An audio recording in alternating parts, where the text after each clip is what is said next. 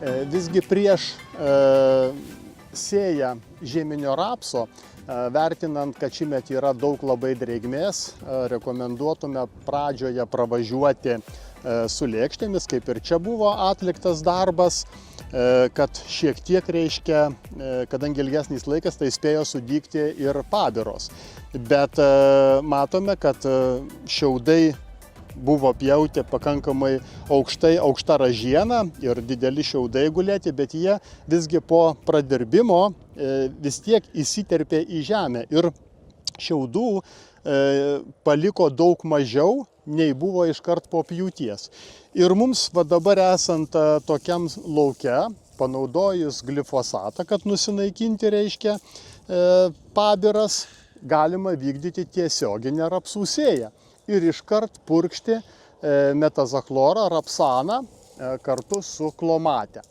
Tai tas dviejų herbicidų mišinys, jis užtikrina tikrai plačią piktžolių kontrolę ir mes darydami iškart po sėjos purškimą daug efektyviau sukovosime su garstuku, svėre, jau mano minėtomis žolėmis ir miglė, ir žliugė, ir baltasis šakinys sukontroliuojamas, net ir pašiaušėlis, ir ta pati smilguolė.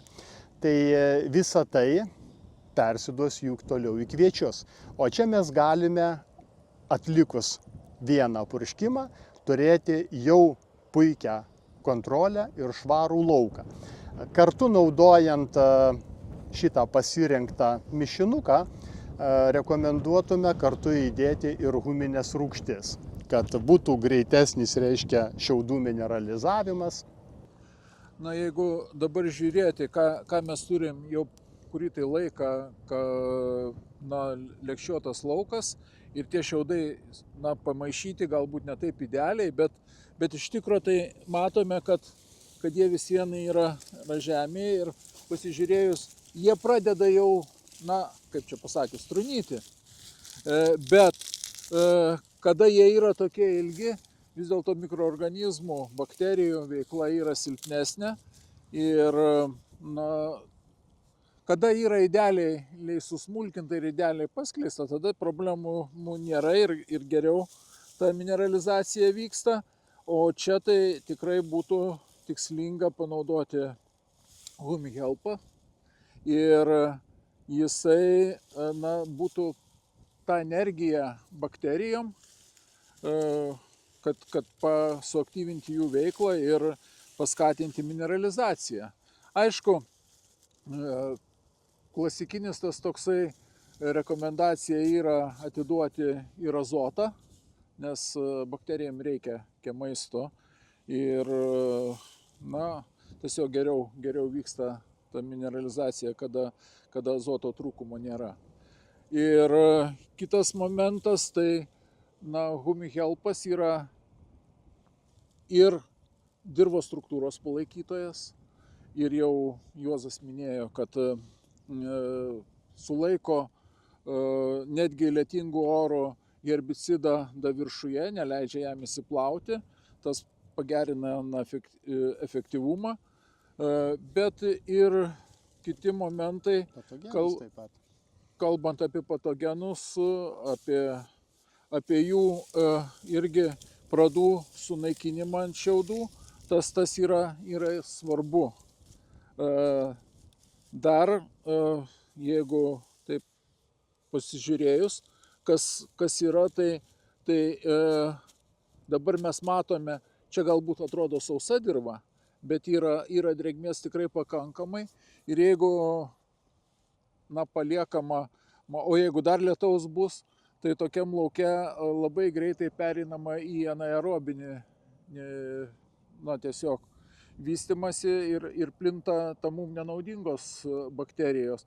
Tai HumiHelpas čia irgi padeda tom mum naudingom bakterijom, kurios atlieka savo darbą, būtent skaidydamos šiaudus, tą organiką, kuri liko po derliaus nuėmimo. Ir dar tik norėjau papildomai pridėti, kad panaudojus dirvinį herbicidą ir jeigu taip atsitinka, kad ar visame lauke, ar tam tikrais tik plėmais pradeda dygti piktžolės, kur tiesiog jų gali būti pandeminė vieta ir jos tiesiog dygsta papildomai.